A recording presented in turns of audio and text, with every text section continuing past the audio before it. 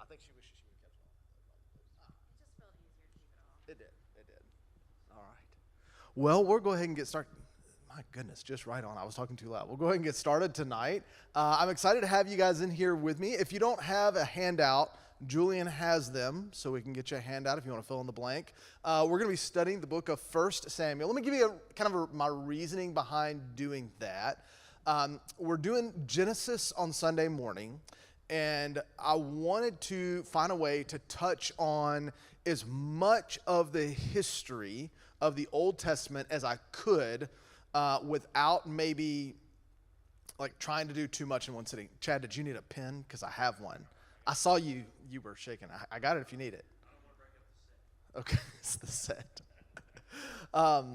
So I was trying to determine what's the best way to do that. And really the history of Israel breaks down to Genesis, Exodus, Judges, and then like 1 Samuel through 2 Kings, right? That's really the largest swath of history. And I know a lot of classes have done either Joshua or a portion of Judges in the last year or two, right? So you can kind of sum those up relatively easily, but we're going through Genesis on Sunday morning, so I thought 1 Samuel would be a really good way to kind of talk about the second refresh of God's people. So God makes everything in Genesis, and by the time you get to the end of book of Genesis, free preview, Joseph arrives on the scene, and the people land in Egypt, and they're just kind of settled there, okay? That's where Genesis is going to end. Julian has a handout right there if you guys want them. Good to see you. And then Exodus picks up with leaving Egypt, and it's all about the wandering through the desert and God not being pleased with them. You get the law established and all those other things. And then you get to the wilderness wanderings, and then finally you cross the Jordan River and Joshua happens. All of Joshua is the conquering of the land, the settling in the land, and then once they get settled, you get the book of Judges, right? I kind of washed over a lot, but then you get the book of Judges.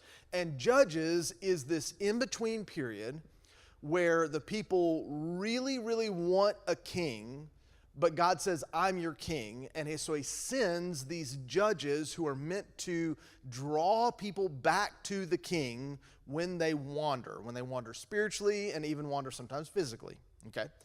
The last judge is a guy who is also a prophet, okay? He becomes a priest and a prophet named Samuel. But Samuel isn't in the book of Judges. Samuel is in the book of 1 Samuel. So we're picking up with the last judge leading into the first king. So this is kind of what Samuel looks like. And I gave you a box kind of there at the top. And in that, you have kind of the textual part of these big sections, right? So 1 Samuel is 1 through 7 is all about the character Samuel. And the summary of his life is in chapter 7, verses 15 through 17. So chapter 1 all the way through chapter 7 is about Samuel as the judge and God establishing a king. Then you get the second block in 1 Samuel 8 through 14. This is King Saul, Saul's life. So this is where Saul is anointed, where he rules and reigns, where he falls short, and then that transitions into 1 Samuel 15, where David comes onto the scene. This is where David is anointed, and then eventually David and Goliath. Then it's Saul chasing David all the way to the end of 1 Samuel, and into the beginning of 2 Samuel, David is anointed king. So it's a natural transition. The end of 1 Samuel happens, David gets anointed king, and then boom, you have 2 Samuel. And 2 Samuel starts with it's the end of 1 Samuel chapter 15, all the way through 2 Samuel chapter 8, kind of the chasing of David to the end of the first part of David's reign. And then you get David's full kingship in 2 Samuel chapter 9, through chapter 20, and then the problem is that's when David and Bathsheba and the fall and some of those things happen, and then the rest of it is kind of the kingdom of God, the kingdom of Israel, and God setting that up, right? So you get Solomon's going to come after that, and the reign of Solomon goes into the book of Kings, and then the book of Kings is just Solomon on, right? All right, so that gives you kind of a broad, really, really wide brushstroke of the book of 1 Samuel. And hopefully you understand why 1 Samuel, because it's really the natural reset after God brings his people out of Egypt and establishes them in the land, and then they start to think, well, we want to look like other kingdoms do. We want to have a king, and we want to have somebody who sits on the throne, and somebody who reigns us, and somebody who protects our borders, and all these other things. So a little bit about the book of 1 Samuel. It is very likely not written by Samuel, even though it's named for Samuel, because there are some timing things that happen from the author that suggest they know things that happen after Samuel dies, right? Especially when it's written. But Samuel is written in the between the year 1100 BC and 1000 BC. So they really think it was probably mid-century. So say 1050 BC is the time this is written in. It's written in the Iron Age, in case you just need to know that piece of information. It's where technology has come from across the Mediterranean Sea and has settled, and things are starting to ramp up relatively quickly, right? A lot more weapons, a lot more religion is being brought in from over there, and the Philistines are the first people to adopt ironworking. And what happens to somebody who is the first adopter to a new weapons system? They become top dog, right? I mean, it's just like the first person to the nuclear bomb was going to be top dog, or the first person to fire was top dog. It's the first person who takes on that new system generally becomes the dominating power. So the Philistines become the dominant power in the land. They kind of encircle the land of Canaan. They're on all sides of the Israelites, and they're consistently fighting them back. Not just fighting them back physically, but also fighting them back spiritually. This is where you get the Baals and all this other idol worship that is again starting to creep in on the edges. And up to this point, you've had a priest named Eli. And Eli is in the priestly order, and Eli has two sons, and his two sons are sinful. They're wicked, they're bad, they love evil and evil doing. And God is going to cut off and end the line of Eli. And so God is now on the lookout for a new priest, right? A new prophet to come and judge the people of Israel. So let's pick up and read the first 8 verses of 1 Samuel. All right, so 1 Samuel 1, these are the first 8 verses. We're going to have 4 main characters. But the first main character is a guy named Elkanah, and then he has got 2 wives, one named Peninnah, and then the other named Hannah. And then you have Eli, who's the priest. All right, so Elkanah, his 2 wives, and then we have Eli the priest. There was a certain man from Ramathaim Zophim, of the hill country of Ephraim, whose name was Elkanah, the son of Jeroham, son of Elihu, son of Tohu, son of Zuph, and Ephrathite. He had 2 wives. The name of one was Hannah, and the name of the other was Peninnah. And Peninnah had children, but Hannah had no children. Now, this man used to go up year by year from his city to worship and sacrifice to the Lord of hosts at Shiloh, where the 2 sons of Eli, Hophni and Phinehas, were priests of the Lord. On the day when Elkanah sacrificed, he would give portions to Peninnah, his wife, and to all her sons and daughters. But to Hannah he gave a double portion, because he loved her, though the Lord had closed her womb. And her rival used to provoke her grievously to irritate her, because the Lord had closed her womb. So it went on year by year. As often as she went up to the house of the Lord, she used to provoke her. Therefore Hannah wept and would not eat. And Elkanah, her husband, said to her, Hannah, why do you weep? And why do you not eat? And why is your heart sad? Am I not more to you than 10 sons? It's kind of a sad beginning, right? So we've got, first of all, the priests of Eli, the sons of Eli, are awful, and they're doing bad things. But you've got a man named Elkanah, who seems by all accounts to be righteous, going up and offering. Now, he's a righteous man. He's most likely a rich man. There's a couple reasons we know that. Number one, he has 2 wives. Not that that's the best system in place, but he's probably, one of these was probably the wife that he chose. It's most likely Hannah. And then we probably have a situation like Abraham. Remember what happened with Abraham? Why did Abraham have sons by two different women? Somebody help me out if you can kind of jog your memory. Why did Abraham have sons by two different women? He messed up because he wanted what? He wanted an heir, right? He wanted a line to continue after him. So a lot of thinking is that Elkanah probably married Hannah first. He loved Hannah. It's the wife of his choice. His wife favors her. But she can bear no children. And so like Abraham and like many in that day, he married and took another wife and had children by her. But most likely this is just to have children, to have a line continue, not because he needed love. Clearly he loved Hannah and was satisfied in their relationship. So he blesses Hannah. He blesses her financially. Even if she did not yet have any children, he's giving her a double portion. He's giving her a double portion of the sacrifice, and this whole episode centers around this once-a-year trip they take to Shiloh, which is where the place of worship is. So think like a Jerusalem-type setting. It's a center of worship. We're not entirely sure where it was at the time, but we do know it's centrally located because people would come from different areas, and that's where they would meet.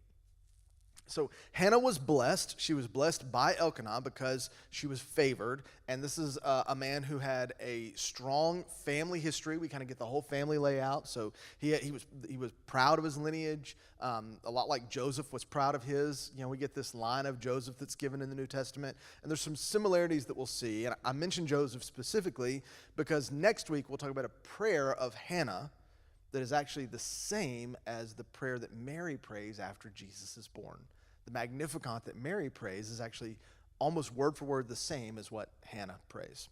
So Elkanah comes to Shiloh to make sacrifices at the feast, and it was here that he showed favoritism to Hannah.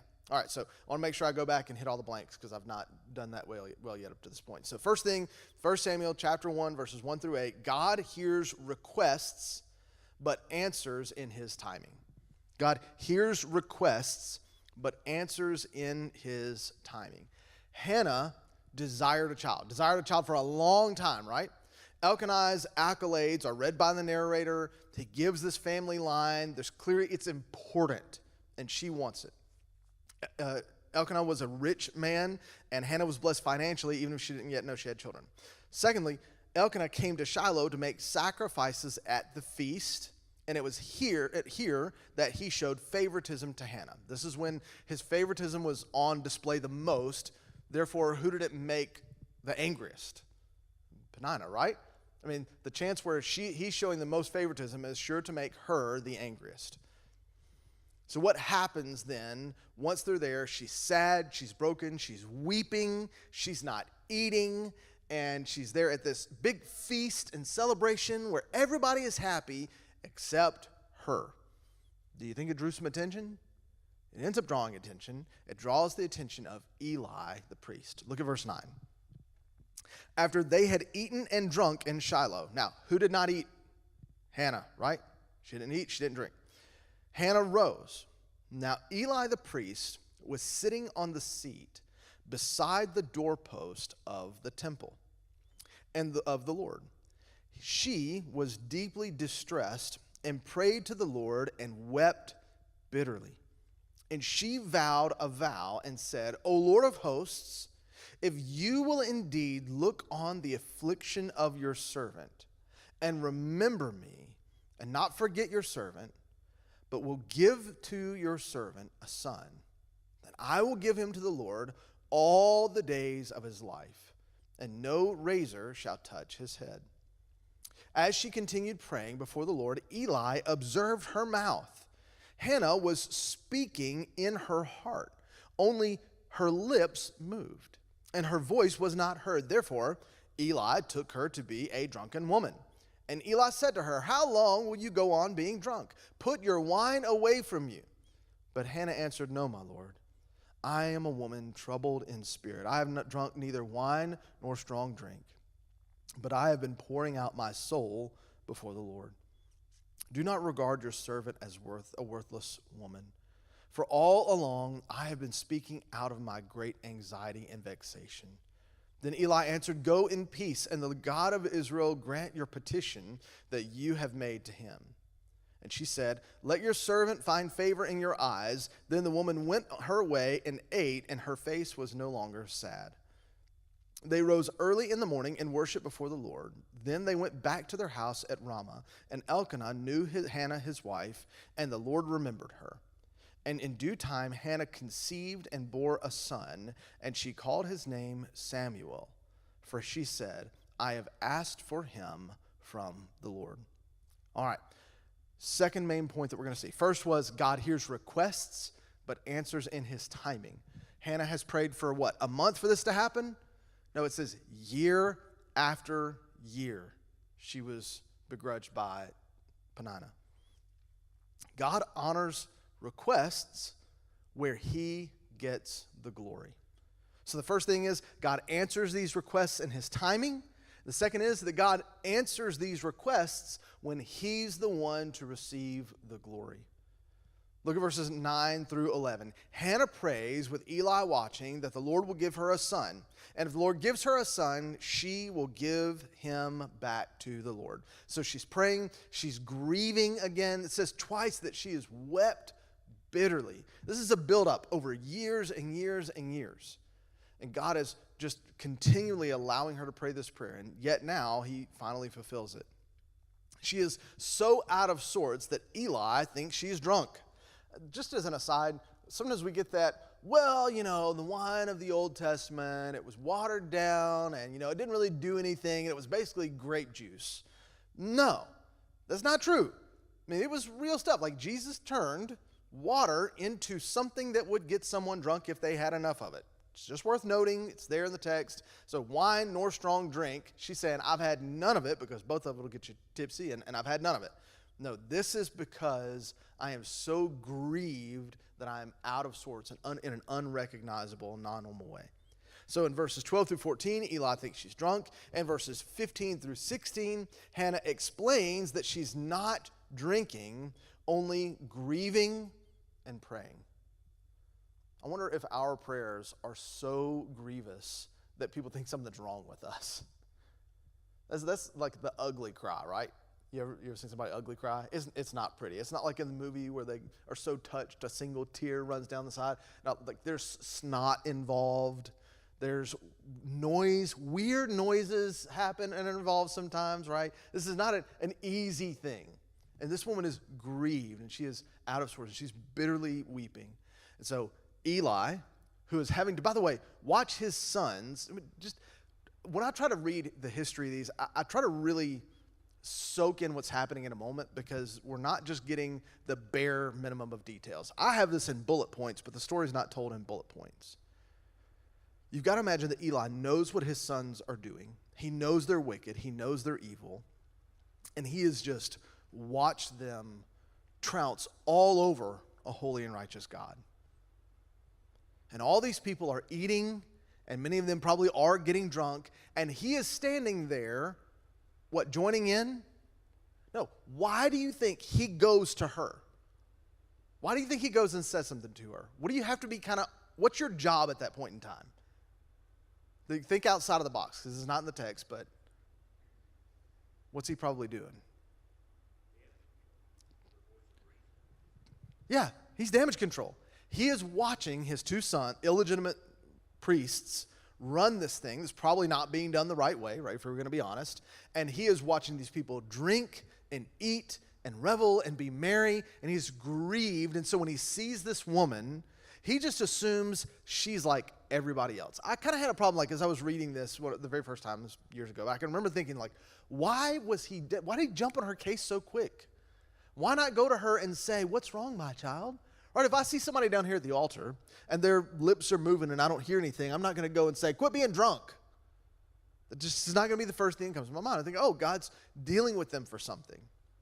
They've just come through worship, sacrifice, grieving, and he thinks she's drunk. That's got to give you an idea of what that whole world was like.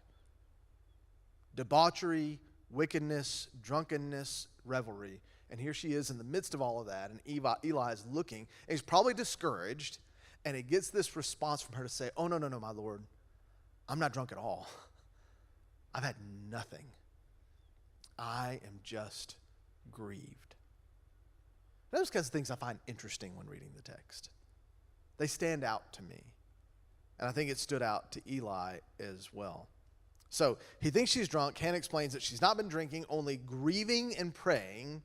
And then God answers Hannah's prayer, and immediately she's no longer sad. Look what happens there in verse 20 in case you missed it.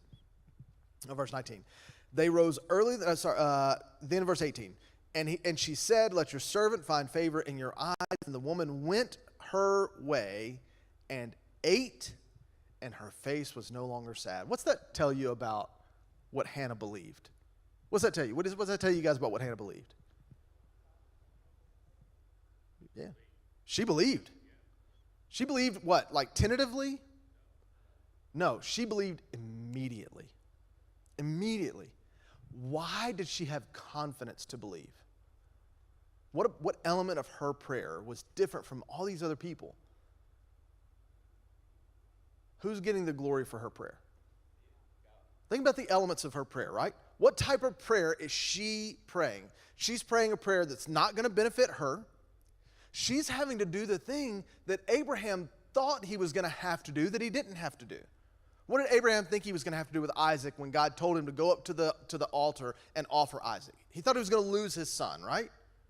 Hannah is going to lose her son, not because he's going to die, but because she is going to give him to the Lord and say, he's yours. And instead of God saying, no, I don't need it, God's going to take him and use him in a mighty, mighty way. I mean, this story is amazing. This guy, who should not have been, God opens miraculously the womb of a woman and creates in her the person who is the last judge to bring Israel back to where they should be, who is a kingmaker, who goes in and finds and anoints Saul, who fights a witch and wins, who dethrones Saul because of Saul's wickedness, and is a kingmaker of David, and supports David until the end of his life.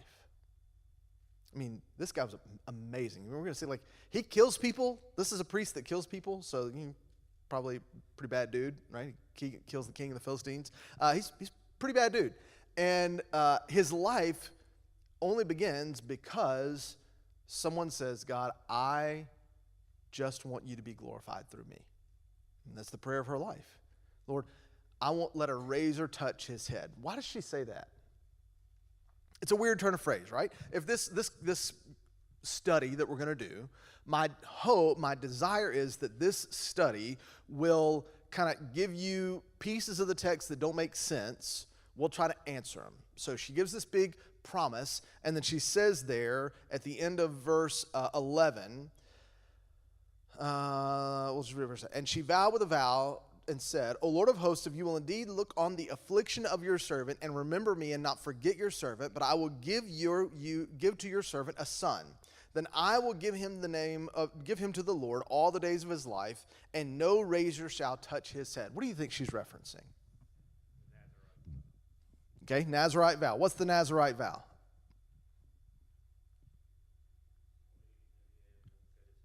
Okay, won't eat anything dead, won't cut his hair, won't drink strong drink, right? These are the key elements of that. Won't touch anything dead, right? Won't just eat anything, won't touch anything dead.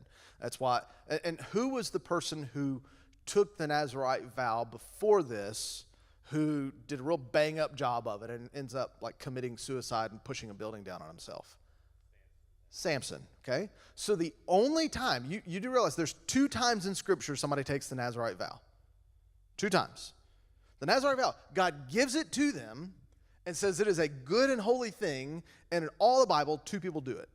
The first is Samson. The second is in the New Testament. Who's in the New Testament that does it? No, he doesn't take the Nazirite vow. Not officially. He lives that way, but doesn't take the vow openly, right? Paul does it. Because he goes to Jerusalem, and then he shaves his head. Because the Nazirite vow was not meant to be a lifetime thing. It was for a period of time. That's what makes Samson's different, and it's what makes Samuel's different. They're lifetime vows. For Samson, it's I'm never going to do this. And then for Samuel, he's never going to do this. But by the time he gets to Paul, he does it for, it's the whole thing, reason why he says, these men that I brought with me, the Greek men that I bring with me, they didn't come in the temple. And in fact, I took a Nazirite vow for them on their behalf to show you how righteous I was. And then he eventually shaves his head and cuts his beard, and that's how he fulfills his vow. So this is not the Nazirite vow, though. There's just one piece of it. There's just the, I won't cut the hair of his head. Why do you think that is?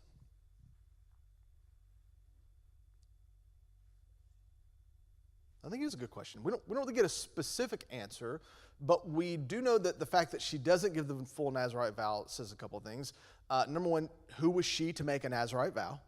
She was like, God, I'm not even worthy to make a Nazirite vow. I'll just tell you that I know when you had a holy man and Samson was a judge, you didn't want a hair on his head hurt. This is not a learned woman of the text. This is just a genuine, run-of-the-mill, everyday, faithful Jew giving her promise to God that she knew to give. Really, she should give what she knew to give. She says she didn't say anything about him not having strong drink. She doesn't make any of these promises, and she really doesn't give the vow with something specific in mind. She gives God carte blanche. She said, God, I'll give him to you.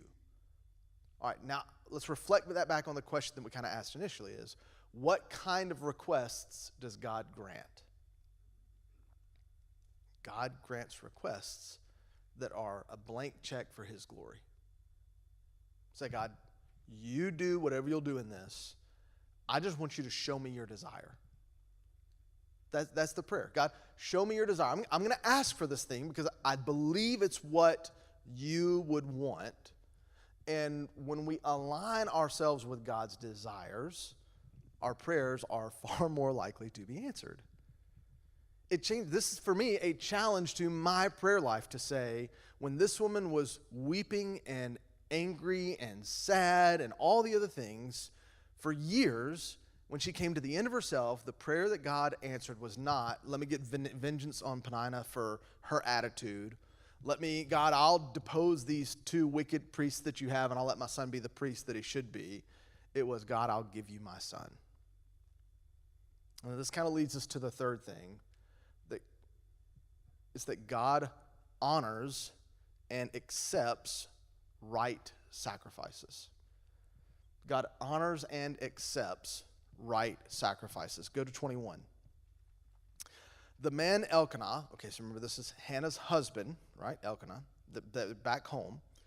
Let's see, the man Elkanah and all his house went up to offer to the Lord the yearly sacrifice and to pay his vow.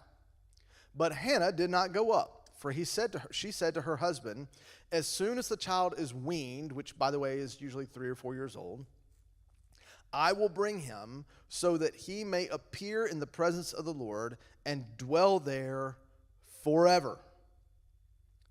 Elkanah, her husband, said to her, do what seems best to you. Wait until you have weaned him. Only may the Lord establish his word. So the woman remained and nursed her son until she weaned him.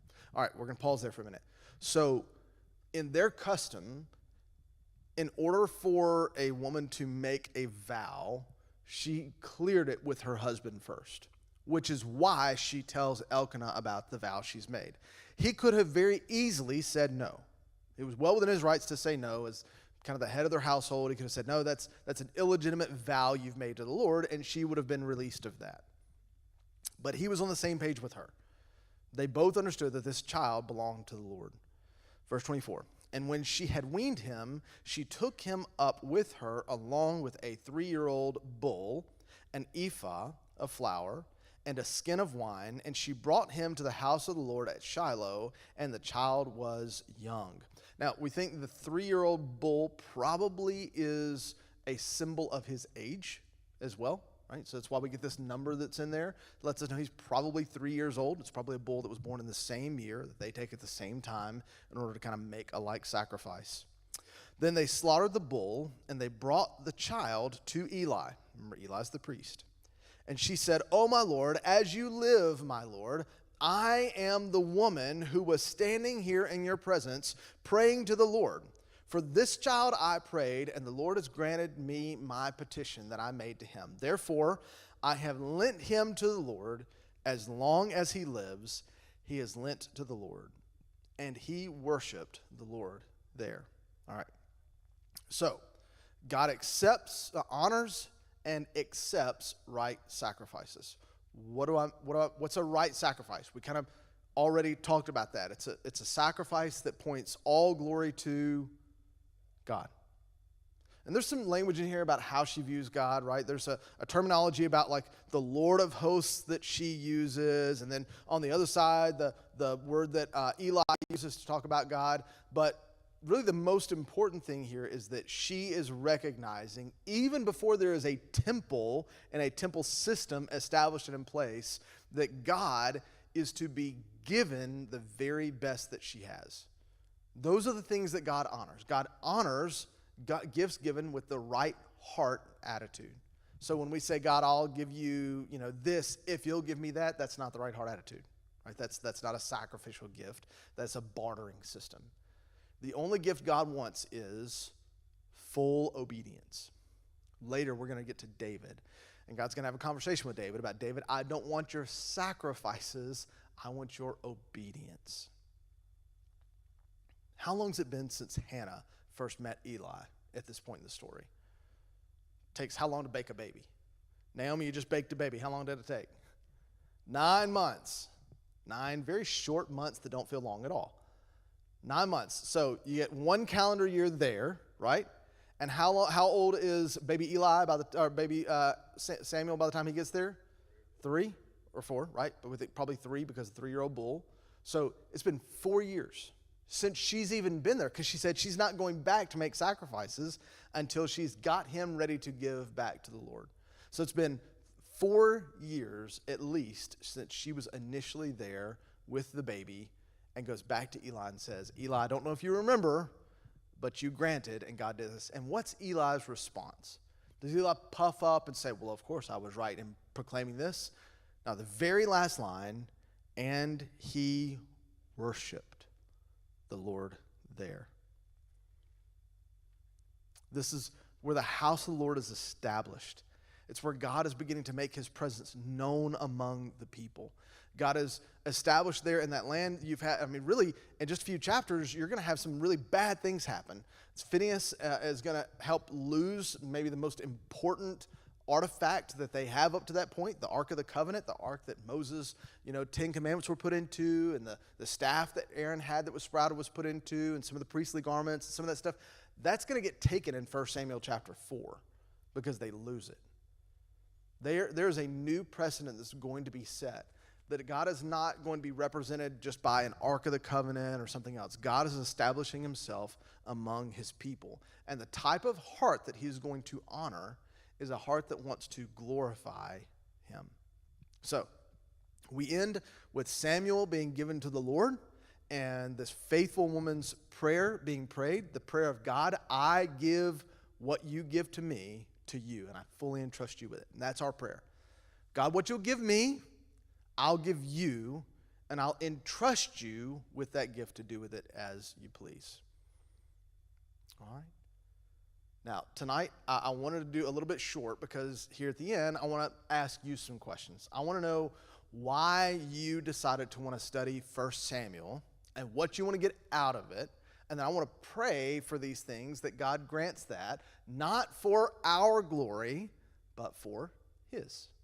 And it may also help me kind of shape how much time I spend maybe talking about the history side or how much time I spend talking about the applicational side. I don't want you to feel like you're just getting like a diet sermon from Sunday morning. I want to give you some of the things that maybe I wouldn't share on a Sunday morning because I think they're interesting and I think they're helpful for Bible reading. And as you're reading through your Bible reading for the year, for those of you that are doing that with us, either the whole Bible or the New Testament, these are some things that come not just because you read it and put it down.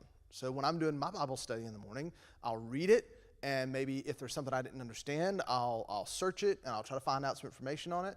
But when I'm done, I meditate on it. Now, I don't mean like, not that kind of meditation, right? But to meditate on God's word is just to stop everything, put everything down, and just dwell on what you read. And sometimes it'll just a couple of minutes and something pops in my brain immediately and I'll go and I'll write it down. And sometimes it takes longer than that. This morning it was 20 minutes of just kind of sitting there and watching my electric fire go because we can't have a fireplace in our house because of HOA. And just thinking about, the things that God is speaking about in the passage that we read today. The other day or yesterday I read and man, something came to mind immediately. And before I was done with my whole reading, I already had written down what I was going to say because I just knew what I was going to put down in my journal. So we've gotten to the end. We know the kind of prayer we want to pray. Did I not get any blanks? Did anybody miss any blanks I can go back and get? Did I get them all? Sean, keep me honest. Did I get them all? Okay, awesome.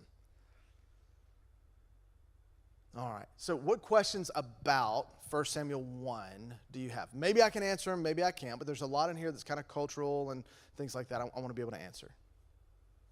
Chris, you look like you have a good one.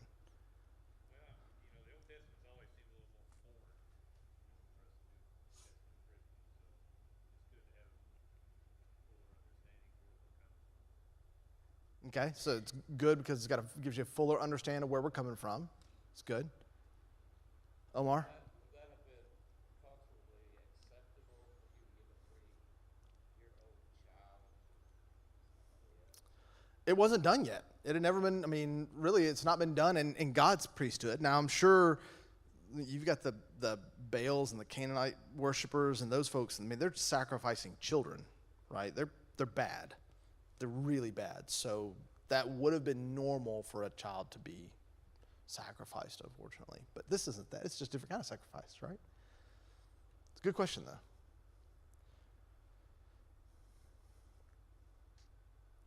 What about anybody have, so I was going through when I was reading, and my translation here is actually, so I have two different versions of the ESV. I have an older version of the ESV, and then I have an updated version of the ESV.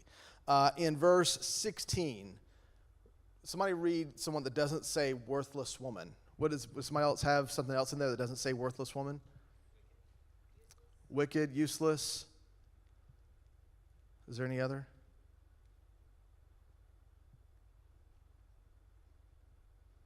It's a daughter of something.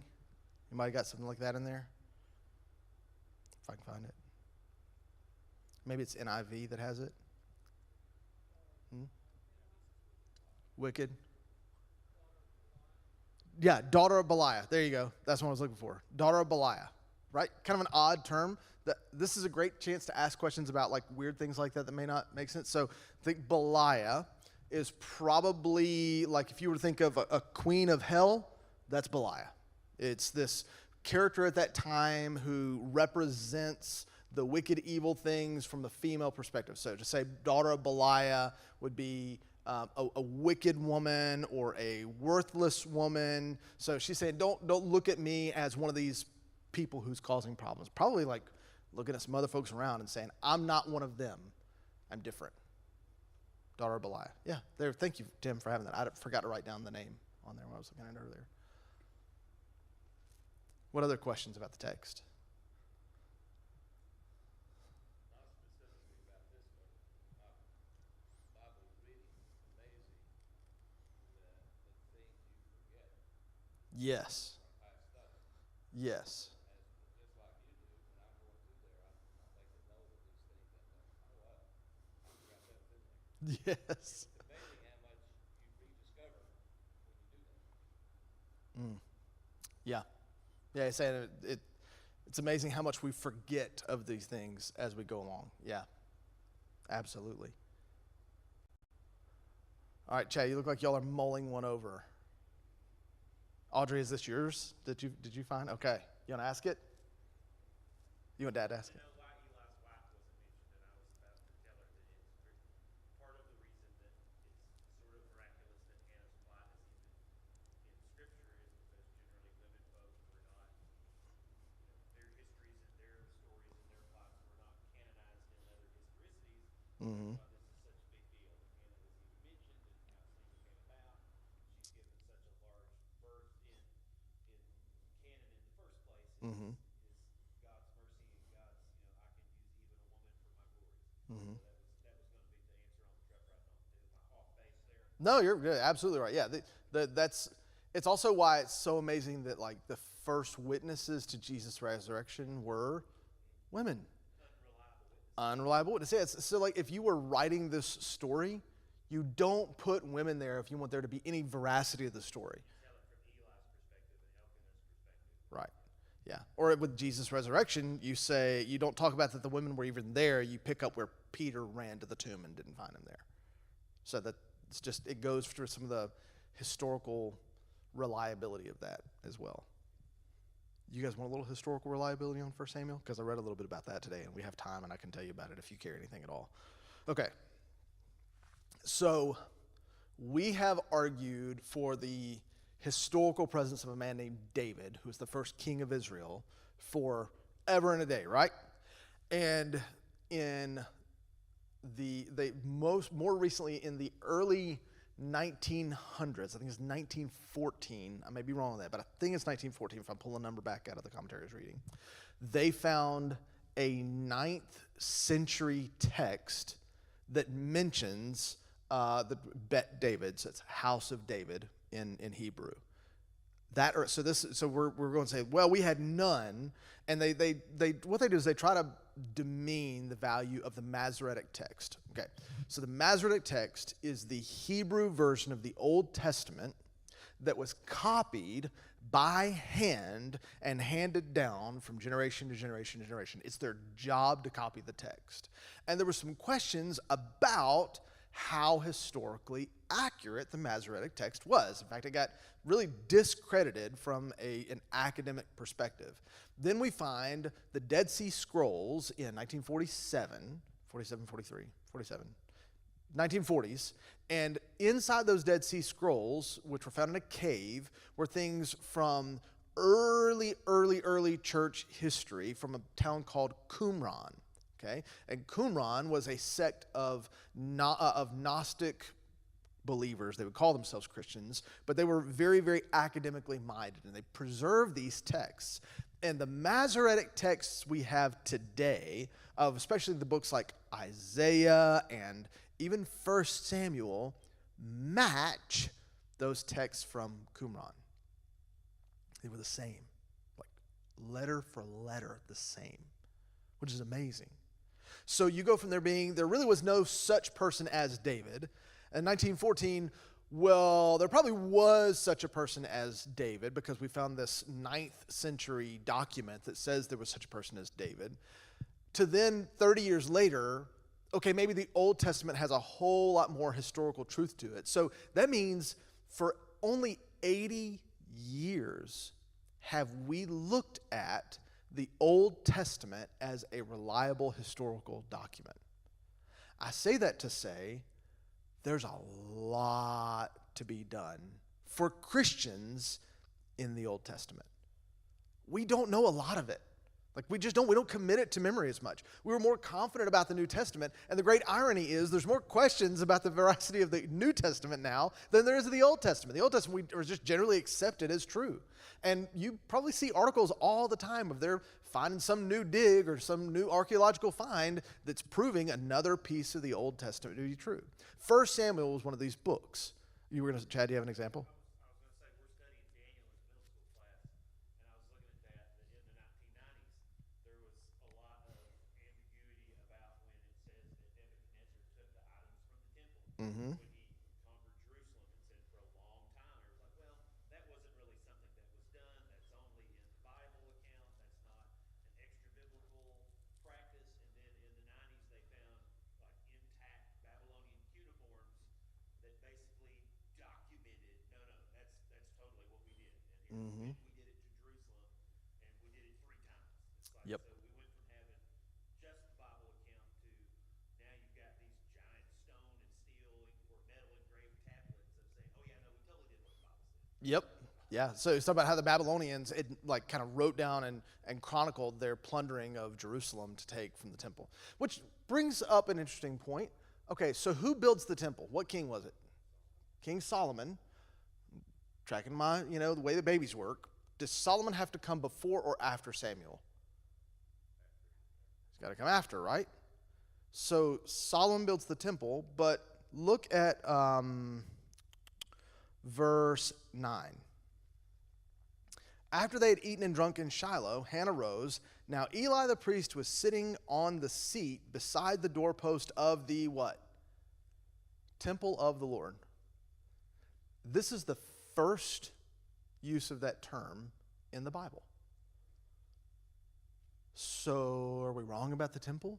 Here's a good reason about, like, don't do bad exegetical work in the Bible. Here's a commercial for it. You could go out tomorrow and like get YouTube famous on saying, the Bible's untrue, the Bible's untrue. There was a temple before Solomon. Therefore, Solomon's is the second temple, and then you got a third temple. Or you can just realize that they used it as a colloquialism because they didn't have another word for it. It wasn't a tabernacle because it actually had a doorway to it. It wasn't a traveling tent. It was a temple of worship, like a temple to Artemis or a temple to somebody else. It was just a place to go worship. It wasn't the temple, it was a temple, right? Even though it's called the temple. It's not the temple like maybe like a capital T would be. Just worth noting, right? Things as you're reading through here, you might have questions. So next week, if you come in and you want to ask questions, ask some of these questions. Hopefully your pastor has read his documentation and can give you an answer to it. I feel like, Jenny, you're looking at me like you're going to come with one next week, then I'm going to regret saying that over. Don't put the challenge out if I'm not ready to accept it? Okay. I can't promise I'll have the answer, but I'll try. What other questions? Seminary student Julian, you don't have any? You're not ready to just throw out there reading it? Well, don't blow up my skirt. That's not true, but I appreciate it. It's sweet of you.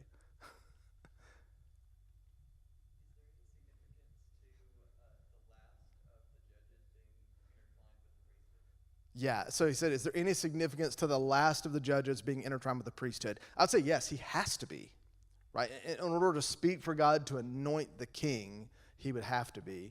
I didn't really guess when I started studying Samuel, I didn't think of Samuel as a judge. Right? I thought he was a priest. But it's absolutely what he is. He is a judge. That's his job. Do we think that, like a lot of times in the Old Testament, that Samuel is an archetype of Christ to come? Yes, question, do we think that there's an archetype of Christ in Samuel? Certainly there's a connection because of that Hannah prayer and Mary prayer. There's something in that. There's something in not an immaculate conception, but a God-ordained conception. I mean, that's thematic throughout. Even to go as far as to Romans 12, where it says, present your lives as a sacrifice. Yeah. So not just an archetype or a precursor of Christ, but casting a shadow forward to what the expectation of followers of Christ would be. Mm-hmm. Yeah, so that he is a sacrifice, much like in Romans 12. I'm repeating what you say for an online crowd.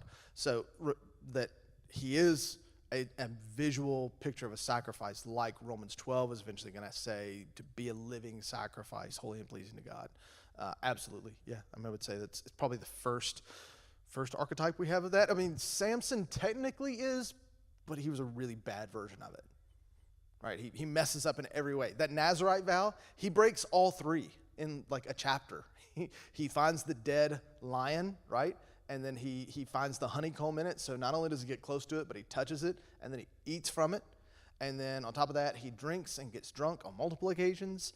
And then he lets Delilah shave his head. So like he breaks all the Nazirite vow.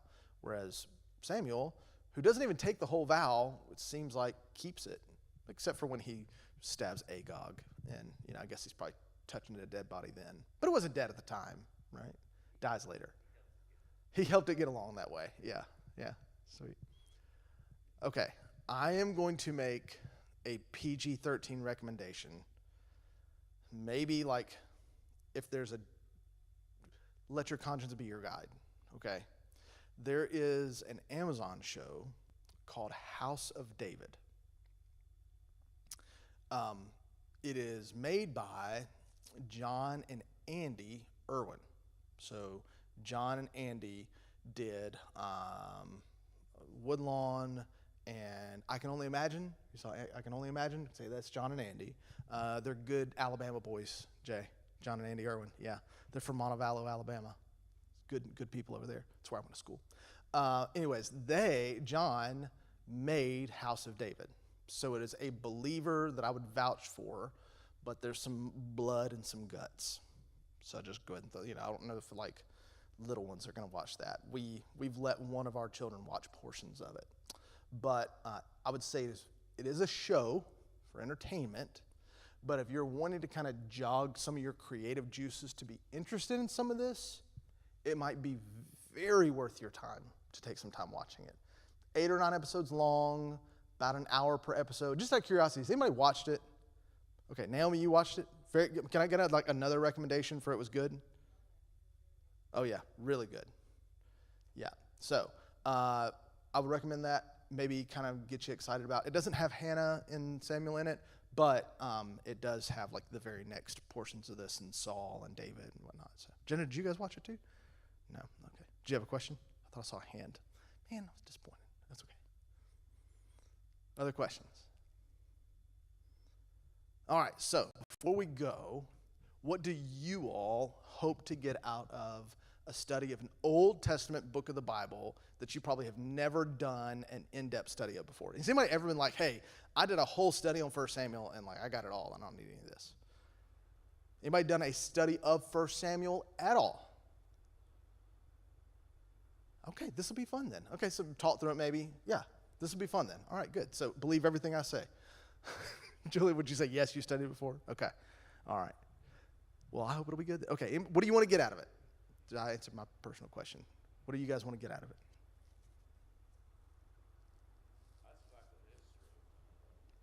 Okay, want to understand the history, like the history behind all of it. Okay.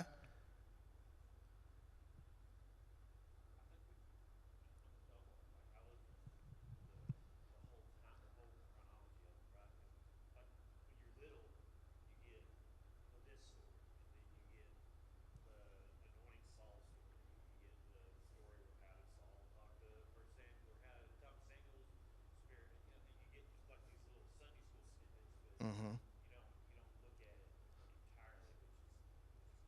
Yeah, so you remember stories as a kid, right? It's like David and Goliath, or this story with Hannah, or maybe Saul not waiting on Samuel to make the sacrifice. Some of these bigger stories, but you don't get some of the other. And I'll be honest, when I studied this the first time and went through this, I'm going to be a little discouraged, probably.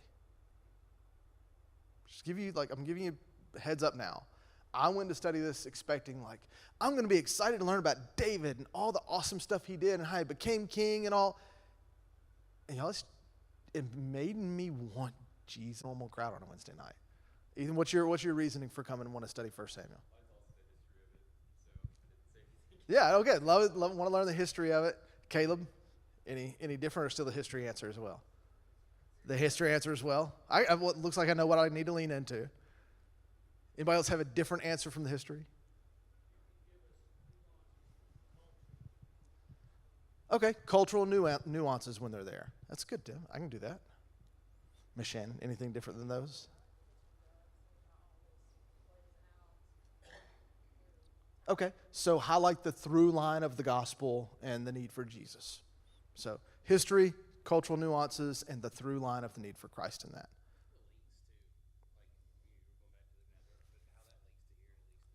Okay, connecting some of the cultural pieces across books of the Bible.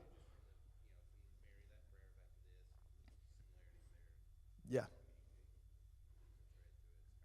Yeah. Yeah, it's almost like there was one author of all of it or something, right?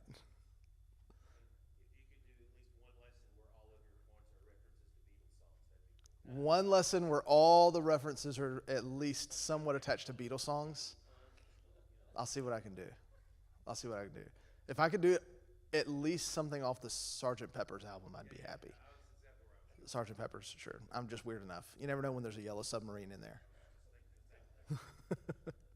Sandy, we're past the point now of, you'll still come. Okay, thanks. All right.